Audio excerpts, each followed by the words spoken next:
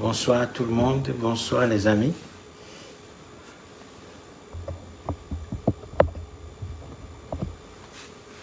Bon, et ce soir j'aimerais aborder très rapidement la question des Africains en Tunisie pour d'abord condamner ce qui se passe là-bas.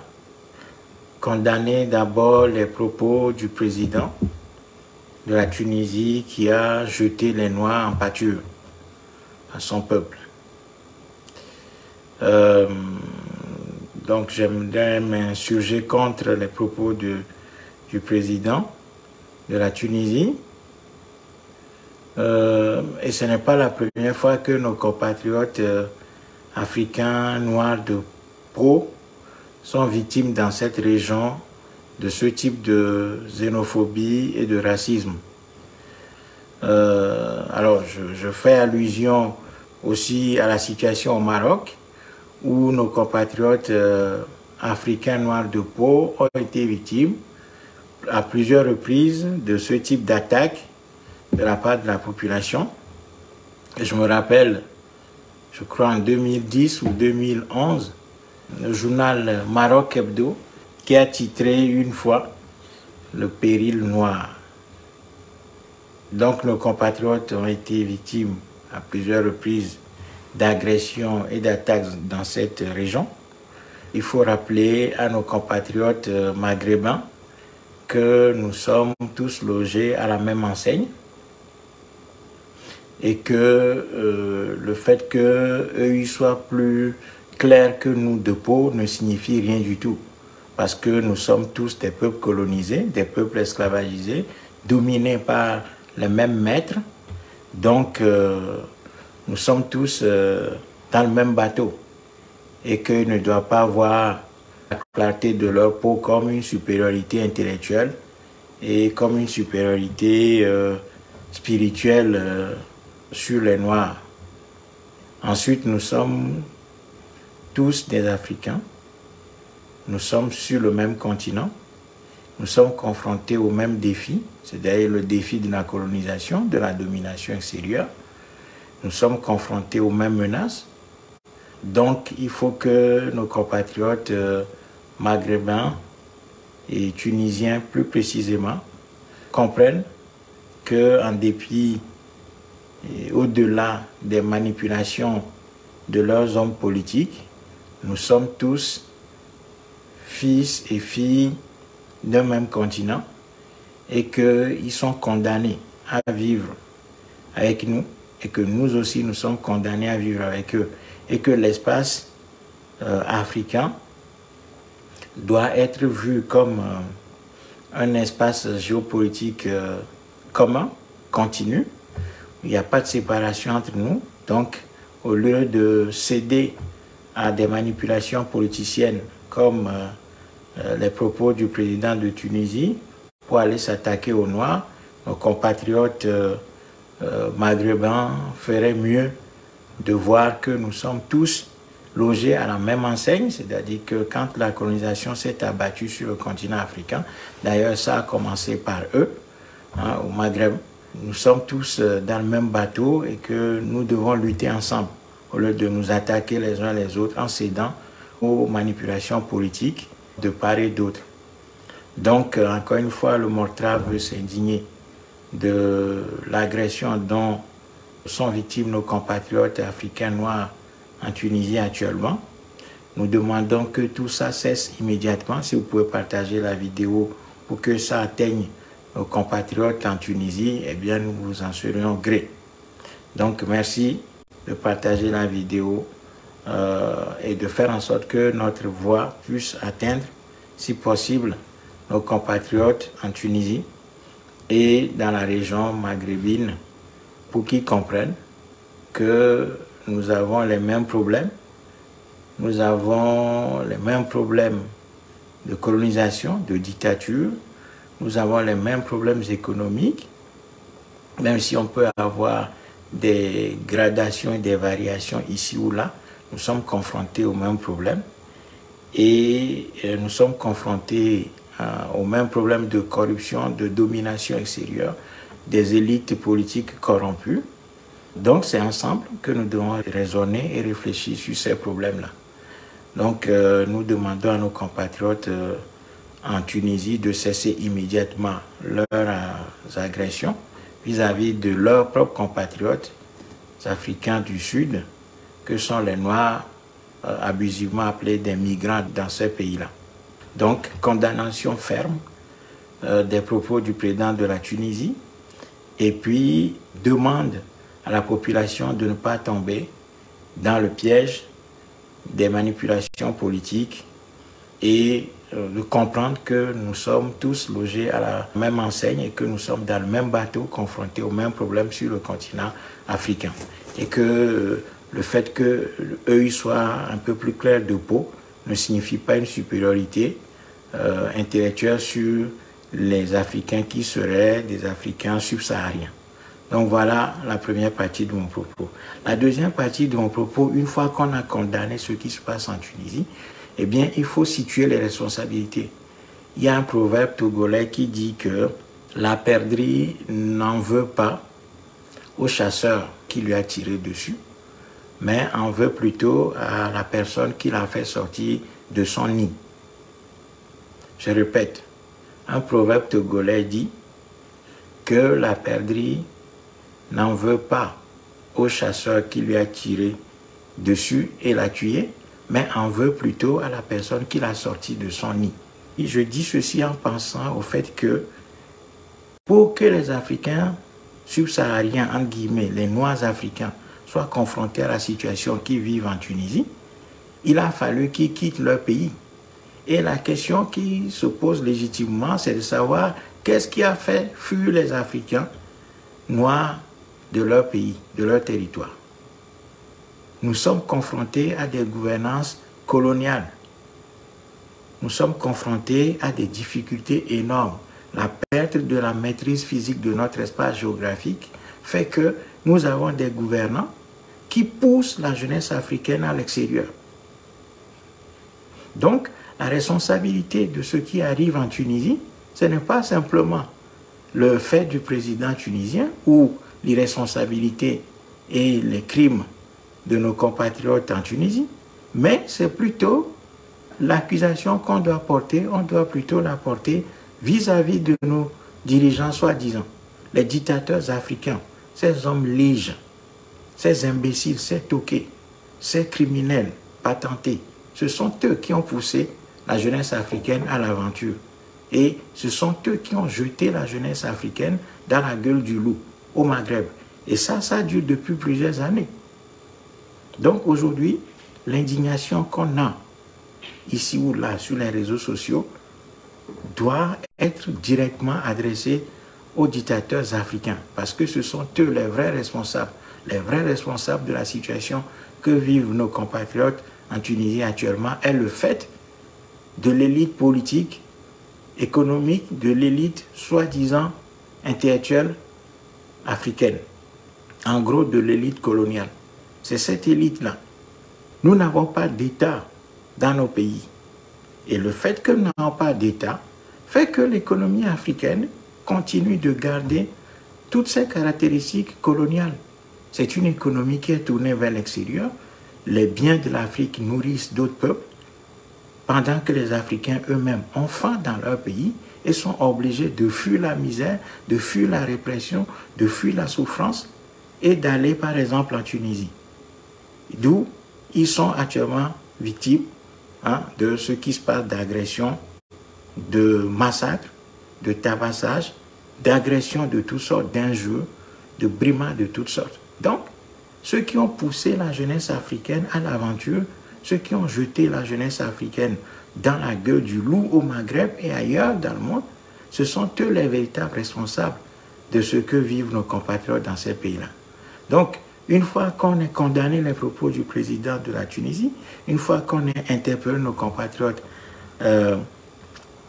maghrébins et tunisiens principalement sur leur irresponsabilité et donc appel à leur responsabilité, on doit situer clairement les responsabilités au niveau des dirigeants africains. Tout le monde est là en train de dire c'est scandaleux, c'est raciste, nous condamnons le racisme des Tunisiens, etc. etc. C'est très bien de condamner le racisme des Tunisiens. Mais un peuple qui veut résoudre ses problèmes doit aller à la racine du mal. Nous devons chercher la racine de nos problèmes. Et pour que la jeunesse africaine aille vivre la misère, cette souffrance et être confrontée aux attaques, aux agressions en Tunisie, bah, évidemment, c'est la gouvernance coloniale dans nos territoires, dans nos enclos coloniaux, qui a poussé la jeunesse africaine à l'aventure. Et une fois qu'on a dit ça, la jeunesse africaine doit aller résoudre le problème à la base. L'indignation ne va pas suffire. Dire que les Tunisiens sont racistes ne va pas suffire. Dire que les Maghrébins sont racistes ne va pas suffire. Ça, c'est la réaction épidermique humaine normale. C'est normal d'avoir cette réaction dans un premier temps. Mais une fois qu'on analyse, une fois qu'on pousse cette coup de gueule, une fois qu'on a dit ça, il faut raisonner. Il faut revenir à la froideur de l'analyse pour constater que le fait que la jeunesse africaine aille périr au Maghreb, dans le désert du Sahara, sur la Méditerranée, soit confrontée au racisme en Occident, en Europe, un peu partout, c'est lié à la gouvernance coloniale que nous avons en Afrique, la souffrance que nous avons en Afrique, la perte de la maîtrise de notre espace géographique. L'économie africaine est une économie coloniale qui est faite de pillage, de corruption, de gabegie, de copinage. Nous avons vu la gestion des deniers publics, comment les dictateurs africains volent l'argent devant tout le monde. Et quand quelqu'un veut parler, ces gens massacrent notre peuple. Ces gens attaquent notre peuple, jettent des gens en prison, massacrent la jeunesse africaine, briment, tapent, fracassent la tête aux gens, cassent les pieds aux gens, crèvent les yeux aux gens. Et donc, ce sont eux qui ont poussé la jeunesse africaine à l'aventure. Ce sont eux qui ont jeté la jeunesse africaine dans la gueule du loup, au Maghreb et sur la Méditerranée, en Europe, en Occident, partout dans ce monde. Ce sont ces gens-là qui nous ont exposés. Voilà pourquoi j'ai dit que la perdrix dit qu'elle n'en veut pas au chasseur qui l'a abattu, qui lui a tiré dessus, mais elle en veut plutôt à la personne qui l'a fait sortir de son nid. Donc nous devons chercher les responsabilités en notre propre sein. Les responsabilités véritables, nous devons les chercher en notre propre sein. La responsabilité de ce qui arrive aujourd'hui à nos compatriotes noirs en Tunisie, nous devons les chercher en notre propre sein. Et ces responsabilités-là se situent au niveau de ceux qui prétendent diriger l'Afrique. C'est ça la vérité. Donc, il faut que la jeunesse africaine comprenne que tant que la gouvernance coloniale ne va pas prendre fin en Afrique, rien ne changera. Nous serons toujours l'objet de brimades. Et si nous ne sommes pas brimés, nous serons ridiculisés. Et si certains peuples nous acceptent, c'est pour que nous fassions des travaux que personne ne veut accomplir, des tâches que personne ne veut assumer. Et nous allons passer notre temps à culpabiliser les uns les autres, alors que la responsabilité se situe au sein de notre propre pays, au sein de nos propres pays et au sein de nos soi-disant dirigeants. Voilà la situation. Et absolument, comme le Mortral a toujours dit, les élites coloniales, nous ne pourrons pas les chasser par les élections. Nous ne pourrons pas les chasser par des manifestations. Nous ne pourrons pas les chasser par des directs, des lives sur Facebook, sur WhatsApp. Ce n'est pas les discussions sur WhatsApp, Telegram, etc. que nous allons faire tomber ces régimes-là. Ce n'est pas un travail de mobilisation sérieux. Un travail d'organisation, de structuration, de formation. Et ensuite, lancer la masse populaire mobilisée comme un tsunami populaire aux trousses de ceux qui volent, de ceux qui pillent, de ceux qui tuent, de ceux qui embrigadent, de ceux qui détournent, de ceux qui cassent notre continent depuis des siècles et des siècles. C'est ça notre travail. C'est ça notre responsabilité. Si nous ne faisons pas ce devoir-là, ce qui va se passer, c'est que ce qui arrive aujourd'hui en Tunisie va arriver ailleurs. va arriver partout. Et ça, c'est en train d'arriver. Aujourd'hui, c'est la Tunisie qui fait l'actualité. Mais la réalité, c'est qu'au quotidien, les Noirs sont brimés partout. Les Noirs sont ridiculisés, les Noirs sont fracassés, les Noirs sont détruits, réduits en sous-hommes. Alors que nous sommes le peuple premier dans l'histoire de l'humanité. Nous sommes le peuple originel. Nous sommes la source de l'histoire. Mais regardez notre état. Pourquoi? Tout simplement parce que nous avons des élites coloniales, nous avons des assassins, des criminels, des voyous qui sont placés à la tête de nos enclos coloniaux, qui nous font souffrir, qui nous chassent de nos pays, de nos terres. Nous habitons des terres que nous ne maîtrisons pas du tout. Les richesses de l'Afrique lui échappent, créant une misère terrible, enfermée dans une répression terrible. Eh bien, la jeunesse africaine, pour le moment, n'a pas inventé d'autre chose que la fuite du continent pour aller servir de nourriture aux requins sur la Méditerranée. On tire sur nous. Le Frontex, pas le dispositif Frontex, qui est le dispositif européen de contrôle des frontières extérieures de l'Europe. On abat la jeunesse africaine tous les jours sur la Méditerranée. Les gens se jettent à l'eau. Les gens, par peur d'être réprimés, se jettent à l'eau. On tire sur les bateaux sur la Méditerranée. Chaque jour, les Noirs meurent sur la Méditerranée. Ceux qui ne meurent pas dans le désert meurent sur la Méditerranée. Et ceux qui échappent à tout ça, qui arrivent en Europe, ils sont confrontés à la répression. Et ceux qui ne sont pas confrontés à la répression, ce sont les plus chanceux, entre guillemets. Ce sont eux qui sont assignés à des tâches les plus rébarbatives et les plus humiliantes dans la société occidentale. Donc, nous devons mesurer nos responsabilités, comprendre que ce qui arrive aujourd'hui à nos compatriotes africains noirs en Tunisie et dans cette région et ailleurs est le fait des gouvernants africains. C'est chez eux, c'est auprès d'eux que nous devons formuler nos requêtes, nos critiques et notre mobilisation. C'est auprès des dirigeants africains que nous devons demander des comptes. C'est à eux que nous devons demander des comptes. Notre responsabilité est engagée. Une fois qu'on est condamné ce qui se passe en Tunisie, on doit absolument interpeller les dirigeants africains, non seulement les interpeller parce que les interpellations ne changeront pas la situation. Nous devons nous organiser absolument pour chasser ces gens-là. Chasser ces gens-là, casser l'État enclos-colonial africain pour le reconstruire et réorienter les ressources africaines dans le sens de la satisfaction des besoins des filles et des fils d'Afrique. Si nous ne faisons pas ça, la souffrance va continuer, la misère va continuer. Et ce qui se passe en Tunisie aujourd'hui, ce n'est qu'un petit aspect des réalités. Non seulement qu'au Maghreb, on est confronté à ce type de situation, mais dans nos propres pays, les Noirs d'autres pays, d'autres enclos coloniaux sont vus comme des étrangers et sont chassés.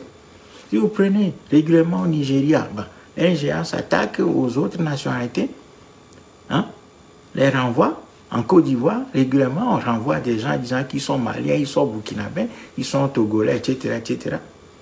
En Afrique du Sud, à plusieurs reprises, les Sud-Africains qui étaient confrontés à l'apartheid et qui avaient bénéficié du soutien de leurs voisins, les Zimbabwéens, les Zambiens, etc., etc., régulièrement, les Sud-Africains s'attaquent aux Noirs qui sont leurs voisins, qui ont donné, qui se sont sacrifiés pour eux, pour lutter à leur côté, qui les ont accueillis pendant l'apartheid, etc.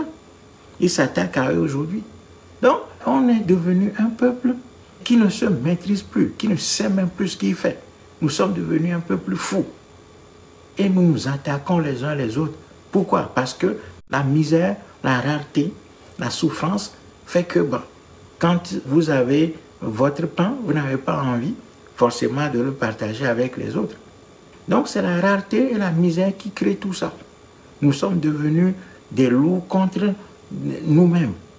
Nous sommes devenus des ennemis de nous-mêmes. Nous nous attaquons les uns les autres. Donc aujourd'hui on s'indigne sur la Tunisie, mais la réalité c'est que dans nos propres pays, nous sommes régulièrement opposés à nos propres voisins qui sont des Noirs de peau aussi, qui viennent d'autres pays. Les Béninois parfois disent aux Togolais, non, vous n'êtes pas béninois, rentrez chez vous. Les Ghanéens, les Ivoiriens, ils chassent les Burkinabés. C'est ça la réalité. Donc il faut absolument que la jeunesse africaine sorte de l'émotion une fois qu'elle est condamnée tout ceci. Il faut qu'elle sorte de l'émotion pour agir.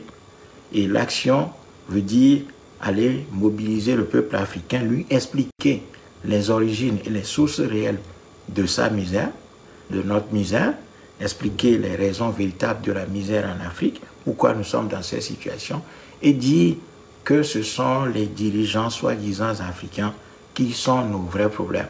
Ce n'est pas ces gens-là que la domination extérieure passe pour immobiliser le continent africain et lui arracher toutes ses richesses depuis des siècles et des siècles maintenant. Donc, nos attaques doivent être dirigées comme cela. Et nous devons travailler.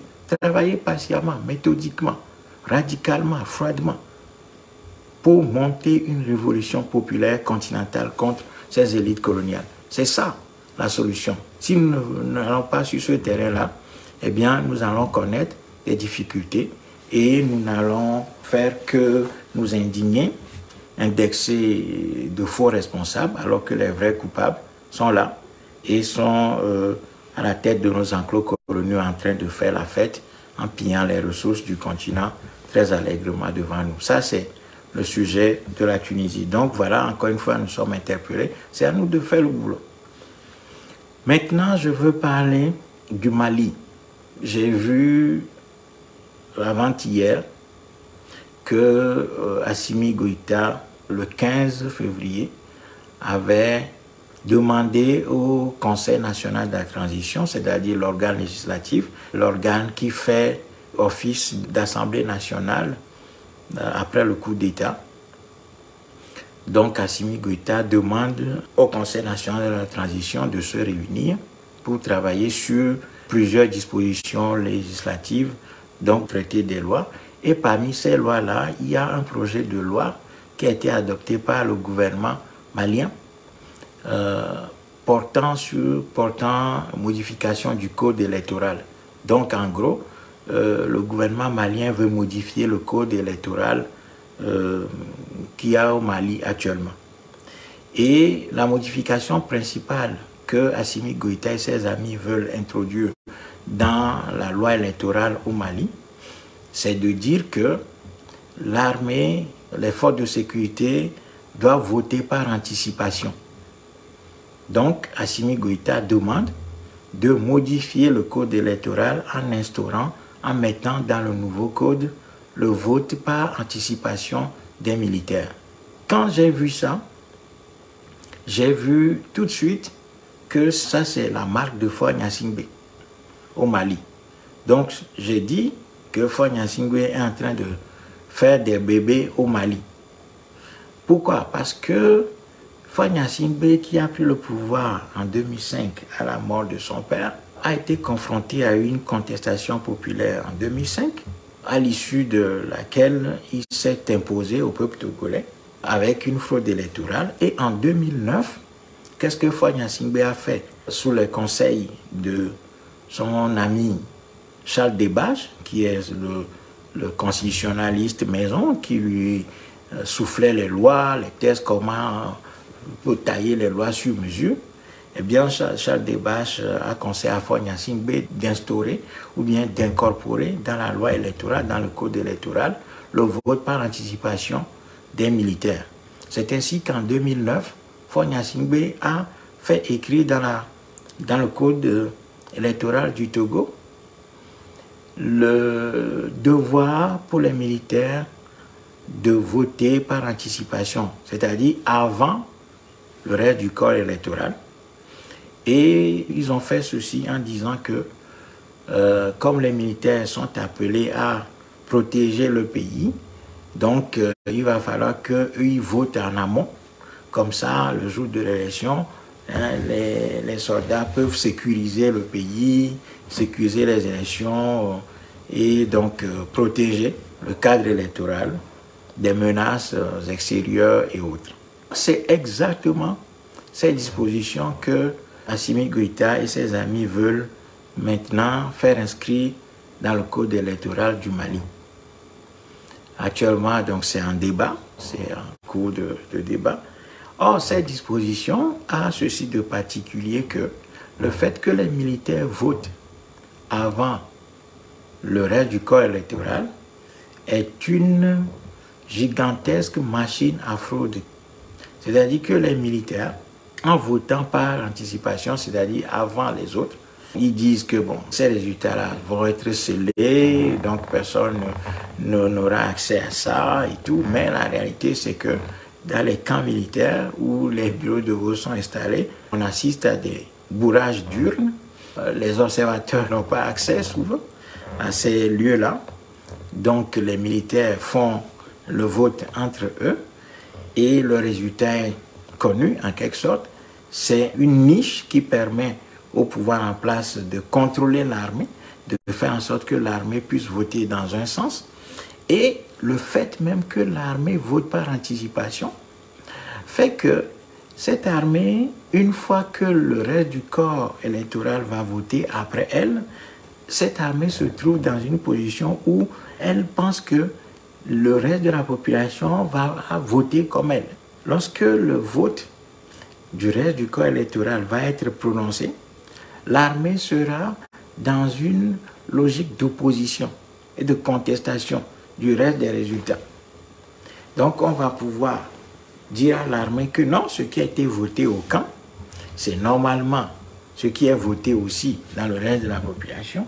Donc l'armée va être déployée pour aller matraquer, taper, tabasser les gens, violenter les gens et imposer l'homme pour lequel elle a voté. Donc, non seulement le vote par anticipation des militaires est une stratégie de fraude, c'est quelque chose qui favorise énormément la fraude parce que personne n'a le contrôle sur ce qui est voté dans les camps militaires, mais aussi c'est un outil qui permet au pouvoir en place, au régime en place, d'utiliser l'armée comme un thermomètre lui permettant de réagir face au reste du corps électoral après le vote. Et le Togo a été confronté régulièrement à cela. Donc chaque fois, les militaires votent en avance. Après, quand le peuple vote, les militaires, on leur dit non, non, ce qui est voté là par le reste de la population, non, c'est faux. Donc, si quelqu'un réclame la victoire ou bien les gens contestent les résultats, qu'est-ce qui se passe? On déploie l'armée pour aller tabasser les gens en disant à l'armée que non, c'est son résultat, le résultat qu'on a eu au camp militaire, c'est ça qui est le vrai résultat. C'est-à-dire que le reste du pays doit absolument voter comme les militaires ont voté. C'est ça le danger qui va arriver au Mali. Et le fait que Assimi Goïta s'oppose à la France et lutte pour notre indépendance, nous sommes tous d'accord là-dessus. Nous soutenons les autorités maliennes sur ce plan-là. Ce que les autorités maliennes sont en train de faire, évidemment, c'est le chemin. C'est l'un des chemins. En tout cas, nous soutenons ce chemin-là. Mais soutenir les autorités maliennes aujourd'hui ne veut pas dire que nous ne devons pas être lucides et regarder aussi quand ces gens-là sont en train de faire des choses qui pourraient nous porter préjudice demain. Donc là, on voit clairement que Faure Gnassingbé, étant très proche d'Assimi Goïta, étant très proche du pouvoir malien, c'est lui qui a absolument conseillé aux autorités maliennes de modifier le code électoral en y introduisant le vote par anticipation des militaires. Et ça va créer d'énormes problèmes demain. Nos compatriotes au Mali doivent rejeter ça. Et rejeter la modification du code électoral dans ce sens ne veut pas dire que nous ne soutenons pas Assimi Goïta et son gouvernement dans ce qu'ils sont en train de faire pour sortir le Mali des griffes de l'étranger. Pas du tout. Donc, il faut rejeter ça. Il faut empêcher le CNT de modifier le code électoral dans le sens du vote par anticipation des militaires. Et ça, c'est par expérience que je le dis. Nous l'avons vécu au Togo depuis 2010. Depuis 2010, parce que 2009, Faure Gnassingbé a fait inscrire dans le code électoral le droit pour les militaires de voter avant les autres. Ça permet d'orienter le vote, de contrôler l'appareil militaire, de contrôler les militaires, de favoriser le vol, la fraude dans les camps militaires et ensuite de positionner les militaires à faire la décision vis-à-vis du reste du corps électoral qui va voter après les militaires. Donc, il faut rejeter ça. Il faut que nos compatriotes au Mali rejettent ça. S'ils ne le font pas aujourd'hui, ils vont le regretter demain. Nos compatriotes au Mali vont le regretter demain. Je pars sur la base de l'expérience que nous avons au Togo. Faure Gnassingbé est spécialiste dans ça. En faisant voter l'armée avant tous les autres, il contrôle l'armée.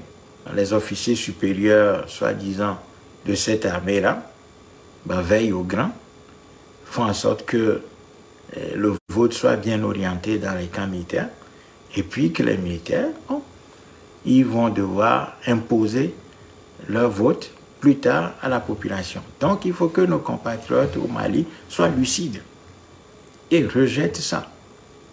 C'est dans ce sens que je dis que la modification que Assimi Goïta et ses amis veulent faire dans le code électoral est clairement quelque chose qui a été conseillé et recommandé par Faure Gnassingbé. C'est le bébé de Faure Gnassingbé. C'est dans ce sens-là que je dis que Faure Gnassingbé est en train de faire un bébé au Mali. Et si nos compatriotes au Mali, tétanisés, paralysés par ce que les autorités maliennes sont en train de faire, notamment vis-à-vis de la France, ce qui est salué par nous tous, si nos compatriotes au Mali ne regardent pas les autres aspects de la gestion du pouvoir aujourd'hui au Mali, en se laissant embarquer dans une sorte d'euphorie, en étant tétanisés, en étant sous le charme absolu, sans aucune critique de ce que font les autorités maliennes aujourd'hui, eh bien, ils seront confrontés à de grandes difficultés demain. Parce que, en laissant Assimi Goïta et ses amis modifier le code électoral en donnant le droit de vote par anticipation aux militaires, demain, les Maliens vont le payer très cher. Il faut refuser ça. Si Assimi Goïta est porté par les Maliens dans les urnes, bon, ok, il n'y a aucun problème. Mais si ce n'est pas lui qui est élu, voilà, puisque manifestement les Africains veulent passer par les élections absolument, bon, voilà, si on veut passer par les élections, faisons les choses dans le bon ordre. Il ne faut pas créer un précédent au Mali, parce que le Mali doit absolument réussir, parce que de la réussite du Mali dépend notre salut collectif demain. Donc, il faut regarder la situation froidement et dire aux autorités maliennes que ce qu'ils sont en train de faire là va créer des tensions et des problèmes énormes demain. Et donc, c'est par amour que je fais cette critique-là en disant tout simplement que nos compatriotes au Mali ne doivent pas se laisser embarquer par ce que Faure Gnassingbé a probablement conseillé à son ami Assimi Goïta de faire pour pouvoir contrôler l'armée définitivement, frauder les élections dans les camps militaires et imposer la décision de l'armée au peuple en si besoin. Et dire à nos compatriotes au Mali que la confiance n'exclut pas le contrôle. La confiance n'exclut pas le contrôle. Ce n'est pas parce que nous faisons confiance à Assimi Goïta et à ses amis que nous ne devons pas les contrôler. Nous devons garder les yeux ouverts, regarder chaque décision, chaque initiative qui est prise pour ne pas nous laisser envoûter par ce que nous sommes en train de voir aujourd'hui au Mali, ne pas nous laisser complètement embobiner. Et pendant ce temps, des choses les plus graves peut-être se préparent en sourdine alors que nous ne sommes orientés que vers le cri contre la France, la contestation incessante de la France, c'est bien. Mais une fois qu'on fait ça, il faut regarder les actes qui sont posés au quotidien par les autorités maliennes. C'est très important. Voilà le deuxième sujet sur lequel je voudrais me prononcer. Et le troisième sujet, c'est que on apprend que Macron a fait un discours. Moi, je n'ai pas l'habitude de parler de Macron parce que j'ai toujours dit, j'ai dit depuis le début de sa présidence que Macron est une insignifiance. Et Macron, ce n'est rien du tout. J'avais fait une vidéo là-dessus pour dire que Macron, c'est rien du tout. Macron n'a aucun poids, n'a aucune valeur. Macron, c'est un petit banquier qui est placé là. La France dépasse largement Macron. La politique française en Afrique dépasse très largement Macron. Macron ne contrôle rien du tout. Voilà pourquoi j'ai toujours évité de parler de Macron. Et je veux ce soir dire aux Africains de ne pas perdre leur temps à écouter les élucubrations, les discours soi-disant de Macron sur la politique africaine de la France, de suivre Macron au mot près chaque fois que Macron dit quelque chose, bon, tout le monde crie, on saute et tout ça, c'est bien. Mais ce n'est pas ça notre solution. Notre solution, c'est que nous devons nous organiser pour chasser les dictateurs africains de la tête de nos enclos coloniaux, déconstruire les institutions coloniales qui sont en Afrique, casser l'économie coloniale, reconstruire l'Afrique sur d'autres bases. Si nous ne faisons pas ça, nous pouvons crier contre Macron matin, midi, soir, nous pouvons l'insulter matin, midi, soir, nous pouvons dire tout ce que nous voulons contre la France, nous pouvons acclamer qui nous voulons acclamer, nous pouvons insulter qui nous voulons insulter, mais la réalité c'est que notre situation ne changera pas comme ça. Si nous voulons que la situation change, nous serons obligés, et nous sommes obligés, l'histoire nous oblige à nous mobiliser, à nous former, à nous structurer, à nous organiser pour aller vers une révolution populaire. Donc, ne perdons pas notre temps ni notre énergie à parler de Macron qui n'est rien du tout. Pour nous, Macron, c'est l'insignifiance dans son sens le plus plein. Macron, c'est rien. Vous avez vu Macron contester dans son pays. Qu'est-ce qu'il fait? Il sort la police, les gendarmes pour aller casser les yeux, casser les bras, casser les pieds, casser la tête aux gens. Donc Macron, c'est rien du tout. Macron n'est rien. Macron n'est rien du tout. Donc il ne faut même pas que les Africains perdent leur temps ni leur énergie en voulant parler coûte que coûte de Macron. Chaque fois qu'il dit quelque chose, laissons-le parler, quoi. La France, c'est ce qui nous intéresse pas, Macron. Parce que la politique française en Afrique, elle a plusieurs dimensions. Et Macron n'est rien du tout là-dedans. Donc, ne perdons pas notre énergie à parler de celui-là. Travaillons, utilisons plutôt notre énergie à travailler sur notre organisation. C'est le seul défi que nous avons. Si nous réussissons notre organisation, nous allons libérer l'Afrique et nous verrons que Macron peut dire tout ce qu'il veut. Ça ne nous touchera même pas. Et ça ne va pas avoir d'impact sur la terre de nos aïeux. Aujourd'hui, est-ce que les discours de Macron ont un impact au Mali? Parce que les Maliens ont des autorités maintenant qui sont patriotes, qui sont différents des autres. Donc c'est ça la solution. Donc ne perdons pas notre temps, ne perdons pas notre énergie à parler de Macron. Travaillons, perdons notre temps et notre énergie à travailler sur notre organisation. Et orienter nos forces et nos énergies contre l'État colonial africain, les enclos coloniaux africains. Une fois que nous avons fait tomber les enclos coloniaux, Macron, c'est rien du tout. Les autres, là, tous ces gens-là, sont rien du tout. Et nous allons pouvoir avancer. Mais si nous restons là, à pister Macron, à chercher matin, midi, soir, s'il a fait une phrase dans laquelle il a cité les Noirs, ou il a parlé de l'Afrique, s'il a dit quelque chose. Bon, ça, c'est bien, mais ce n'est pas quelque chose qui va nous apporter la solution à nos problèmes. Donc voilà ce que je vais dire sur Macron. Sur ce, je vous salue fraternellement. À très bientôt.